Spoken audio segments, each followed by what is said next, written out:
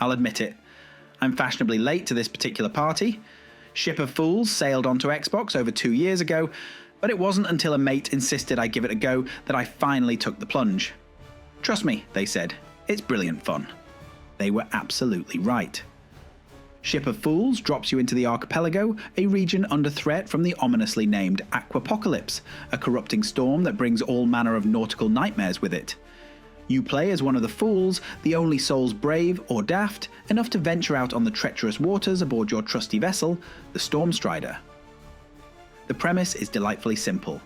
Navigate through hexagonal map tiles, fight off waves of sea monsters, and try not to let your ship become driftwood. It's a roguelite, meaning each run starts fresh, but you'll carry over progression in the form of upgrades and unlocks that make subsequent attempts that bit easier. Combat is where Ship of Fools truly shines.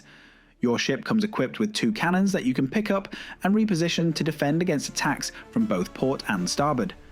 Playing solo, one cannon operates on autopilot whilst you man the other, frantically loading ammunition and blasting away at everything from explosive owls to massive spider crabs.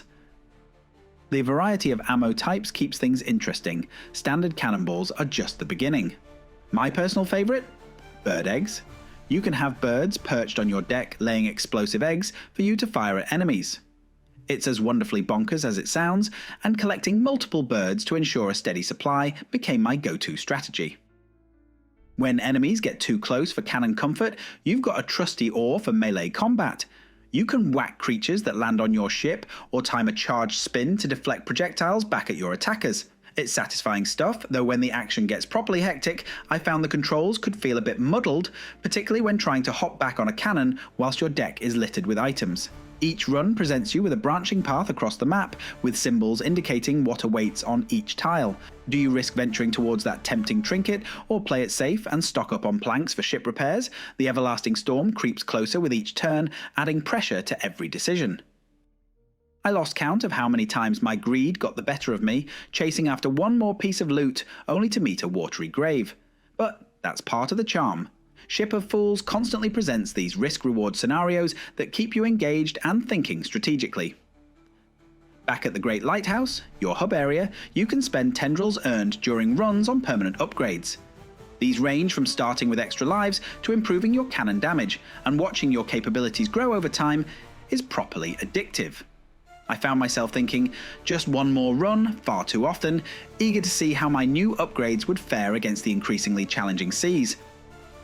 The game features over 100 trinkets and artifacts to discover, each offering different buffs and synergies. Finding combinations that work well together becomes a mini-game in itself, and the randomized nature of loot drops ensures no 2 runs feel exactly the same. Whilst I primarily played solo, Ship of Fools really comes alive in co-op. The game supports both local and online multiplayer, and having a human partner makes the frantic combat much more manageable and hilarious. There's something special about the chaos of shouting at your mate to get the cannon, whilst a kamikaze pufferfish bears down on your ship. The hand-drawn art style is absolutely gorgeous, giving the game a unique charm that sets it apart from other roguelites. Characters are adorable. Todd the Frog quickly became my favourite. Enemies are delightfully grotesque, and watching your fool jump for joy after each victory never gets old.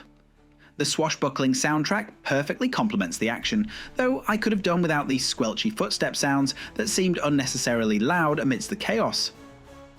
At $12.99, Ship of Fools offers tremendous value for money. Yes, it's been out for a while, but that just means you're getting a polished experience with additional content already available, including the Great Lighthouse update. The game strikes that perfect balance of being easy to pick up but challenging to master, with enough variety to keep you coming back for just one more run. My only real gripe is that once you've beaten all 4 regions, there's not masses left to do beyond perfecting your runs and trying different character combinations. But honestly, for the price point, it's fantastic. Finish him!